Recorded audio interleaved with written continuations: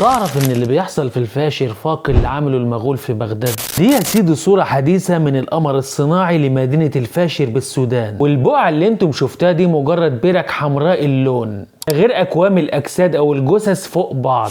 من كثرة القتلى هناك دمهم ظهر من الفضاء. الصورة كمان بتوضح سيارات واقفة في كل مدخل ومخرج شارع عشان تمنع الهرب لأهل الفاشر. احنا هنا بنتكلم عن منهجية من التطهير العرقي بيمارسها الدعم السريع، وتحديدا في حق السكان من الغير الأصول العربية، مذابح بشكل بشع وإعدامات ميدانية بالجملة للاستيلاء على أراضي سكان الفاشر ومد نفوذهم فوق الأرض. أبو لولو اللي انتم شايفينه ده، وده أحد قادة الدعم السريع، كان بيقتل كل يوم 1000 شخص، وكان مراهن أصدقائه إن هو يقتل 3000 شخص في اليوم الواحد، وبيفتخر بإذلال وقتل العزل والمدنيين. بيقتلهم مش عشان خيرات دارفور، ده عشان يغير التركيبة السكانية بالكامل. أبو لولو ده من الرزيقات قبيلة أولاد حميدتي، من فرع أولاد راشد من المكونات العربية في دارفور. وعايزك تتأكد إن كل جندي من الجنجويد أو من الدعم السريع أسوأ من أبو لولو، بس أبو لولو بيحب الفشخرة والتصوير شوية ففضح نفسه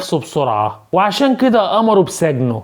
فربنا يحمي كل نازح الفاشر، إن تقريبا كل اللي في المدينة تم إبادتهم، حتى المرضى في المستشفى السعودي بالفاشر تم قتلهم بلا رحمة.